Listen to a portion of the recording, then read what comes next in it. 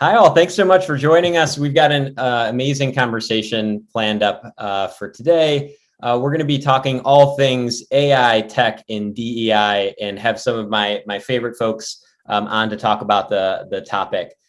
So we've got joining me, I'm Josh Secrest, Vice President of Client Advocacy out at Paradox. And prior to joining Paradox, was HR leader in TA and talent, both at McDonald's Corporation as well as Abercrombie and Fitch.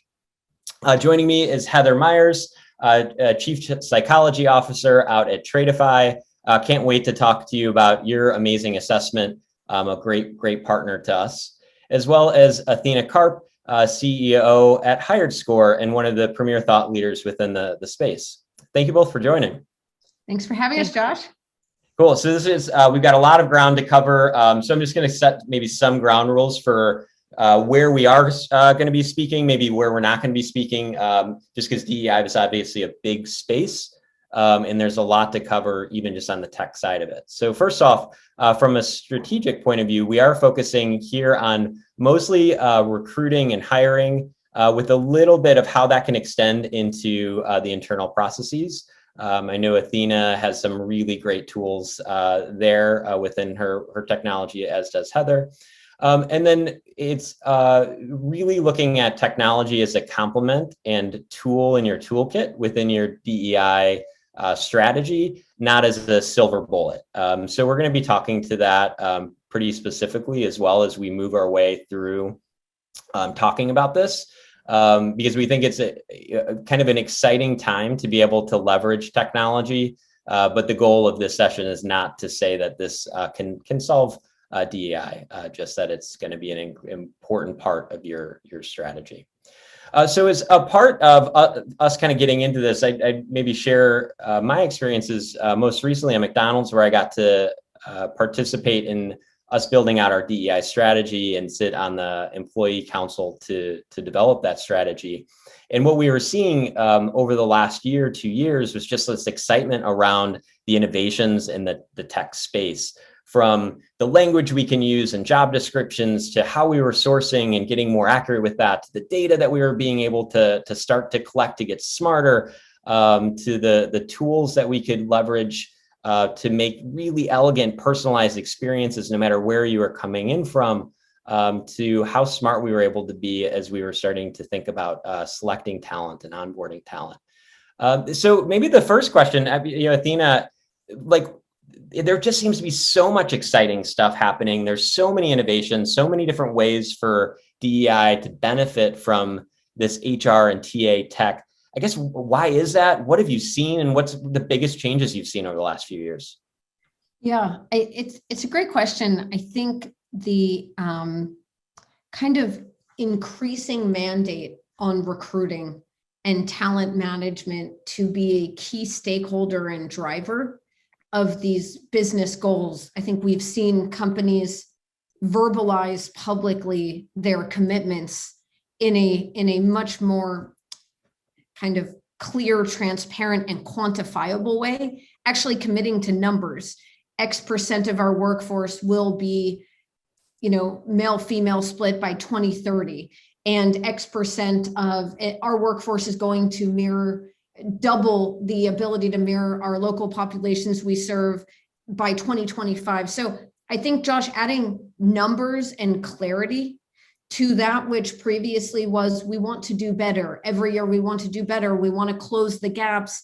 Now there's numbers around that. And that means people are taking action. And that means people are driving measurements. And I think the talent acquisition, recruiting role, and talent management, the retention, fair promotion, and stemming the leaking bucket at the back is kind of driving this really exciting revelation that technology and data is critical to your strategy and can support, enable, and unlock, as you said, not be a silver bullet, but help drive that forward. I think there's also an employee awareness of what is the bar that I should expect of my employer to help me and my diverse peers be promoted in a fair, equitable way, but also the social good that we do in the world how are we responding to that? And I think those shifts in sentiments are accelerating in big ways. The boldness and the innovation speed and the broadness of relevancy to what we do in talent acquisition across the org. I think that's super cool. I think two things stick out. One is this involvement of all of your employees within the hiring process. And I love that as a way to think about, any of the practices or technology that you'd be bringing in is, how would you articulate this? How would you describe this to any employee that asks, can you? And that I think is a really nice way, because AI I think can be sometimes scary, or, we've all heard stories from the past where AI didn't work to an organization's advantage on the DEI front. And I think there's been so many learnings there. But I think that's a really nice way to think through it, is like, hey, how would I articulate this to an employee? The other piece that I saw through thinking about this in retail and then, in restaurants is, how much we are not compartmentalizing, but starting to really think through every single touch point, almost like the candidate through employee journey. And where is it, how can we personalize? How can we make it special? How can we make sure our DE&I initiatives were coming through at each step? And I think that really allowed for us to get to faster places of innovation. Like, hey, is this step something that can be automated? Is this something where a better, more inclusive experience could come through technology? Or is this something where we'd want to be able to make sure that we're putting more hands and more attention on, where technology isn't going to be able to solve it? Yeah, Heather, I wanted to kick it to you, because I think what Traitify does so well is some of the personalization through your tool. Can you kind of talk about maybe the changes that you've seen and how you're looking to make an impact within the DEI space?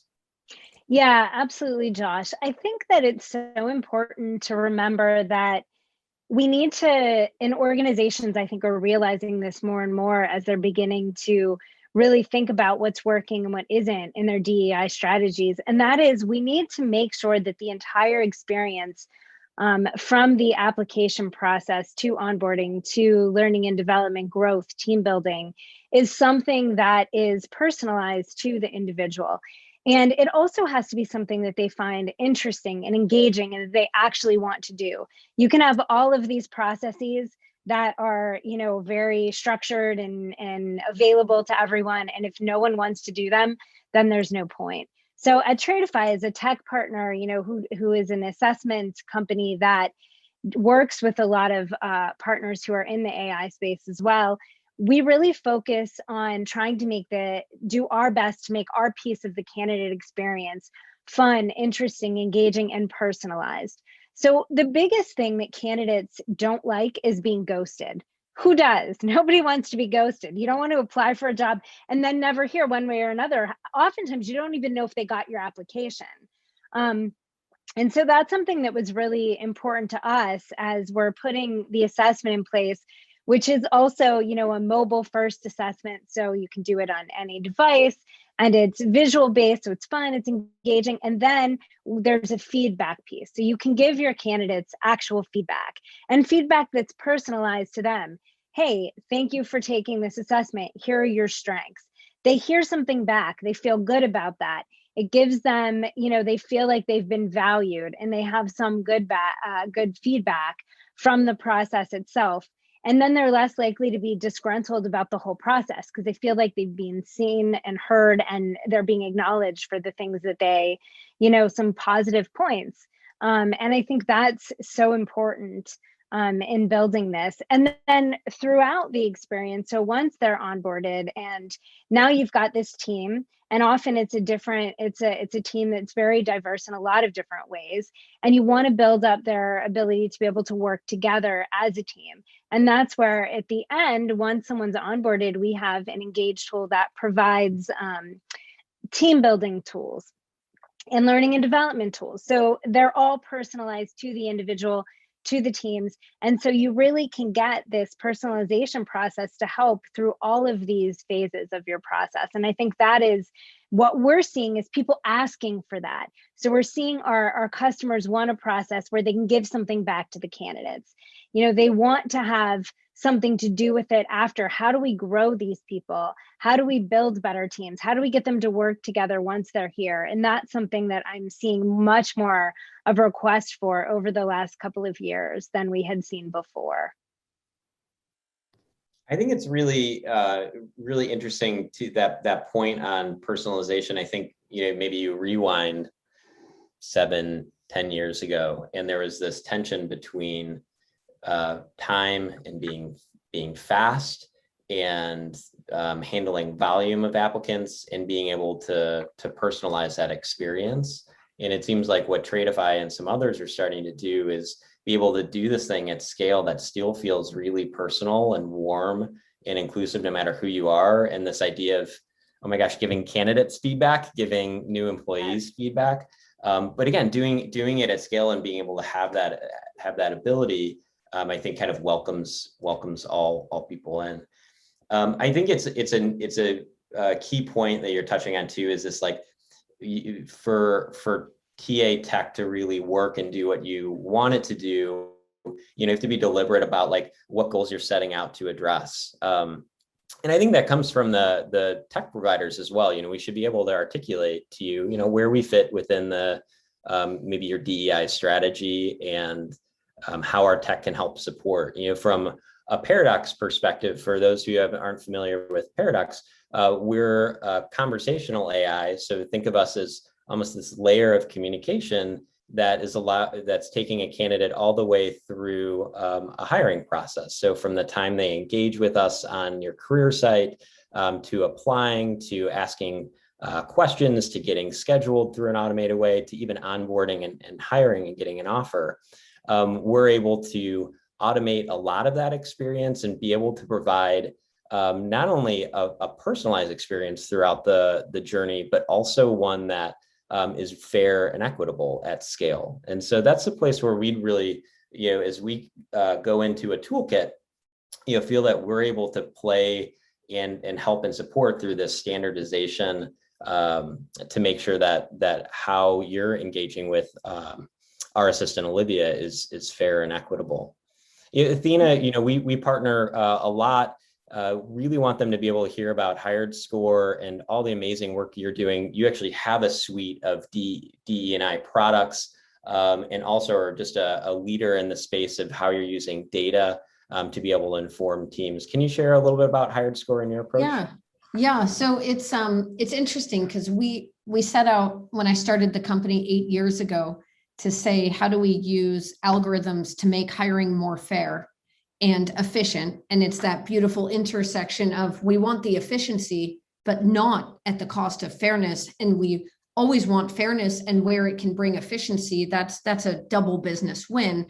And what that created in the early days was, because our clients are federal government contractors, we needed to actually build the IP for bias testing of algorithms and data balancing automatically, and full explainability and transparency of every algorithmic decision, to show it's job related, to show it's connected to actually the requirements and specifications of the role. So it was, and what we found is that layer actually helps clients, yes, verify that the candidate scoring and sourcing solutions that we bring are fair, which they need to do, right? But it also helps them understand what points in their process are creating differences. And then it's on the client to say, do we like those differences? Are they okay? Is that explainable, or is that defensible? And that's where we saw clients saying, well, actually, there's no silver bullet problem that if we all just solve that, then everything would be great. It's more like, well, in some places, our job descriptions are hindering us from hiring diverse talent. There's been a lot of tools in marketing language, but we built the first tool that says, what in the actual specification is hindering us from hiring diverse talent? And let's stress test, especially preferred qualifications, that we know what go-to-market experience, that's not a gender neutral skill. And do we actually need that? And so it's thinking about, I guess, using the data to see different pieces of the problem that didn't have solutions, or addressing slate diversity in a compliant by design way was very hard. They had to choose either see the data or don't see the data, but you can't see the data and make a decision. So how do we mask that in a compliant way? And so a number of ways that we just found the technology was perfect for tackling the problems that had either not good solutions or no solutions at all, and were ailing the companies. So kind of launched that. And I think that the last piece, Josh, has been really exciting is the global definition of this problem of diversity and inclusion takes on a different kind of persona in Brazil versus US versus UK versus India versus Middle East. What are the diverse populations in each country or region? And how is inclusivity defined differently? Some include veterans, some don't. Some include disability groups and definitions, and some don't. So you need to take actually not a global horizontal definition, which doesn't work, but a global definition of every single thing you're using, and right fit that to that population. So that's, I think, we see the most exciting thing to come out of the technology is enabling that. I love glocal. I think that's a great term. It's a real word. That's so good. I need to be using that. Well, I think it does touch that the inclusivity as a part of your hiring process. One of the pieces I've seen some of our clients doing is they're building their culture storytelling, DEI storytelling into the workflow of Olivia, so that's a big part of the experience. Maybe it's right before you're getting an offer, or maybe it's right before you're coming in for an interview, to be able to tell the specific story of a company. But you can just kind of see how different tech providers, we're starting to get, I just keep coming back to that, the inclusiveness and the personalization that's coming with a lot of our tech. What are you seeing from our those that are buying products, our clients? What are they starting to ask for maybe differently? What's their approach they're taking as they're starting to look at tech? Anything that's you're seeing in that process, Heather? Yeah, for us, definitely there's an emphasis on transparency. So people want to know how you go from, a score on an assessment to a recommendation of a candidate, for example. They want to know, what is that process? How are those linked? How is that linked to the job? So there's definitely a focus on transparency, and Athena, I'm sure you're seeing that as well, for sure. And then beyond that, it's not, you're seeing people really expecting more than just a one-time thing. So it's not you create a profile and that's the profile and you use that forever, or yep, tackle DE&I, I'm good to go, check it off, let's move on. There's not that sense anymore of, okay, we've checked that box, we can move on. It's an iterative process. And as we've been saying over and over, not to continue to use the same phrase, but there really truly is no silver bullet. As much as we all would like to hope that there would be, there just isn't.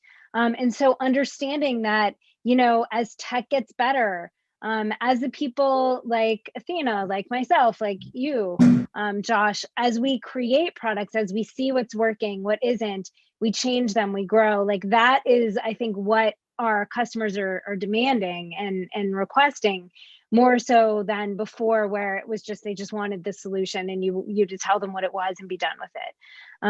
So I think that's for sure what we're seeing, is that, not wanting to just sit there, but to really continue to evolve the process.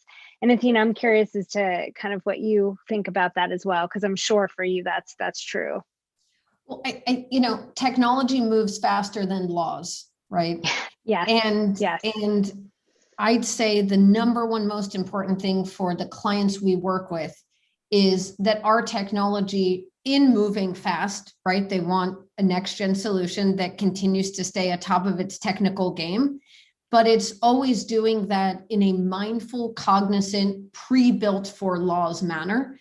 And I think the systems in a pre-AI world, when it's just about digital, it's more about enabling the configuration for compliance. Endless configuration, no matter your definition. But AI is not configurable for compliance. And actually, what we see is our clients want the most strict interpretation of the laws today and the laws that we expect to come down the future, pre-built into that AI, and then let them unwind that if they so choose in certain geographies or in certain ways or based on differing companies' definitions of how strictly they follow that. But from the top down, and in doing that, you're relieving a company from the liability, the burden, and the gap of institutional knowledge of what artificial intelligence applied in our specific use case for compliant programs globally means, which people don't have those staffs in-house, nor should they have to, nor can they even fully always understand the use cases, because what we're seeing is the laws are being defined differently for Traitify versus Paradox versus HiredScore. And they want a vendor who is a subject matter expert, as well as leverages the external community and participates in that compliant discussions and debates globally to make sure that they're future-proofing, and especially not launching something that hasn't thought through fully things that apply to them today, right? So I think that's probably the most important change we see. And even employee awareness of that AI. It used to be about their data security and data privacy and how their data was used. It's still, of course, that's there, but companies have built processes and definitions and codes of conduct and ethical, guidelines around that.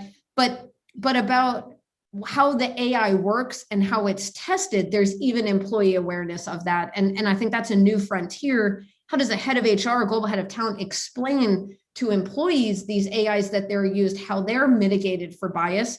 And that's where, again, you need to have vendors that can help you speak that language internally, externally, to the stakeholders, and to your candidates, right?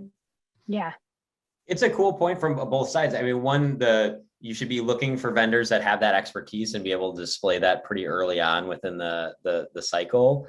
And then Heather, I liked where you're going with the organization shows that they're looking at the data.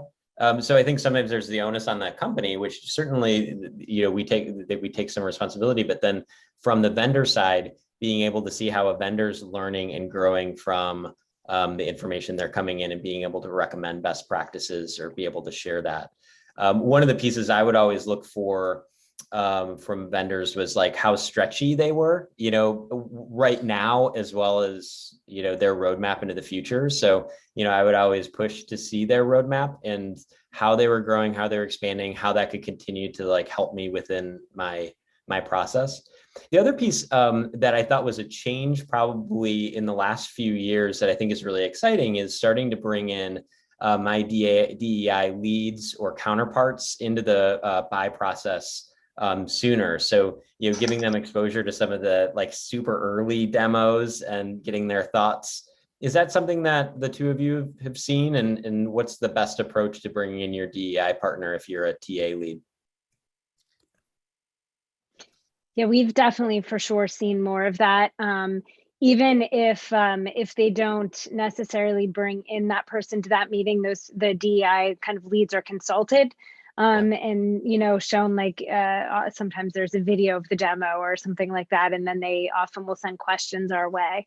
So I think that's it's really important, and I think it should be done early in the process to make sure that it's your vendors are being fully vetted by your DEI team and that they understand it, they understand the way that it works. I think both ways, right? So as a vendor, it's great to be able to talk to them early on because there are sometimes these biases against, algorithms or there are concerns. So to be able to address those early is great. And from the, DEI lead perspective, you can actually go in and ask those questions right away before, and help in that selection process, which I think is really vital. Yeah. Heather obviously has a very robust IO and other, processes. So I think there's been a much bigger shift. And we actually encourage our clients, Josh, to follow your model, right? The Josh model of bring that stakeholder in as early as possible, because if they have concerns, if they have customizations, if they have areas, which honestly for vendors, if it's something you've not yet thought of that you could think of, and it could make you more compliant and better your solution, then that's beautiful feedback that you should take, embrace, and incorporate. You just got that for free, right? So I think bringing that stakeholder in very early for them to feel we want to innovate, but we want to innovate safely. And there are governance for safety, and we want to hear all their safety concerns and make sure we, map that out and incorporate that and test that and include that in UAT and include that in launch. And it's just like you wouldn't, go swimming without the lifeguard. Well, they're your lifeguards. So bring them in. Don't bring them in at the very end when you're drowning and they weren't there to save, right? Yes. Athena, I think, again, from the corporate side, what I saw and saw a lot of my peers in the space, we'd get excited about some of the technology, and then it's about selling it and getting others excited about the organization. I think bringing in DEI and early is going to help that, but inevitably you come across the person in the organization that says, "Hey, I read X article about how AI in hiring is dangerous, and I'm not sure we should pursue it." Can you just give me, how do you answer that question? How do you kind of prep those team members as they're going in and speaking with other leaders in their organization? First, I'm glad they read about it. I think that's great. And I want every one of our clients to be reading as much as they can, because there's nothing more important, I think, today than this discussion of how do we use technology with the right ethical guidelines and clarity. So more knowledgeable, the better. I think in our space of talent acquisition, artificial intelligence tools, even HR AI tools, it's kind of everything gets bucketed in this one big bucket called AI tool. And, this notion of how do you help clients put things in the right bucket, right? Is this augmenting existing manual processes that are approved and validated and just giving them a boost? Is this with existing data that already, is this creating net new data and net new ways of evaluating people? And great news for Heather and Traitify is we have a ages old IO validation process, and that's still here, right? So we're still doing that thing, AI or no AI, that familiar thing called how we govern and how we classify that. And then is this net new data and net new processes that we don't have governance for? And that's where you tend to be in the deepest waters of facial recognition, candidate selection, decisions based on video things. And I think just knowing how to classify that risk for the company and understand the existing things you've used forever in your org that still apply and can still give you that certainty and should be able to be made possible by that vendor, whether there's existing auditors or those companies have built internal tools to produce the results that then you can view in that same similar way. And that last piece is the level, the thing being automated or augmented, and kind of that ethical graph on top of that of the cost of a wrong decision. Is that someone getting fired? Is that, God forbid, and have we thought about that and have we governed that? And is that at least as safe as our human standards? Or is that just a recommendation to a recruiter that they can snooze or say yes to? And I think that the problem with the regulation is it sits big, high level up here, big banner, but it usually doesn't go deep enough. Most of that is the federal guidelines or the international standards like the World Economic Forum or the EU regulations or guidelines that just passed for AI. And then we have some examples that are very specific, like State of Illinois Video Interview Law Act. And I think sometimes what is what and how do I map all this out becomes very overwhelming. And that's the exercise that we try to work through with our clients to just classify everything properly. It's super helpful. So we're almost up on time. So to close the discussion out, what's the single biggest benefit AI can have in supporting DEI? Athena, we'll start with you and then go to Heather. Spoken so much. Single biggest benefit, I think, is helping companies broaden whom are we making sure not to build accommodations for, because people don't really want special treatment, different treatment to stand outside, but whom are we making sure to bring in and include in the right way and assuring are being included. And as that definition expands to all different new types of different, the way that people define different beyond a legal definition of EEO and OFCCP grouping of race and gender to all the different ways that people define that, I think technology makes all those different combinations and the vastness of that and the different methods of making sure we're following that, it makes it possible. And that's what's really exciting for me. Great. Heather? So for me, I think it really is the technology that is available now to so many more people, through smartphones, that it's so much more accessible, and this ability to function throughout the employee and candidate life cycle. So to help with selecting a more equitable selection process that leads to a more diverse talent pool, and then tools to help keep that talent pool engaged and focused and working well together as a multi kind of cultural or multi faceted team. That to me is the exciting part, this ability of technology to help throughout that entire process, I think is really, really key. Well, I think you two know I get pretty energized and excited about the whole space. I love that there are tech partners kind of throughout your entire DEI strategy and playbook that you can partner with. But for me, there's this wonderful piece of personalized, fair experiences at scale that can really help reduce bias. And then what we've talked about a lot today is being able to leverage then data across your entire candidate journey, employee journey, to be able to help keep getting your organization better and improving both in conjunction with your vendors, as well as being able to be really transparent with your organization. I think there's just such a wonderful partnership that's emerging within like AI and DEI. So Heather, Athena, just thanks so much for the time, amazing thoughts. And for everyone listening, just thank you so much for joining us. Any questions, feel free to put them in the chat, as well as reach out to any of us on LinkedIn. Thanks so much for your time. Thank you. Thank you, Josh. Thanks, Heather.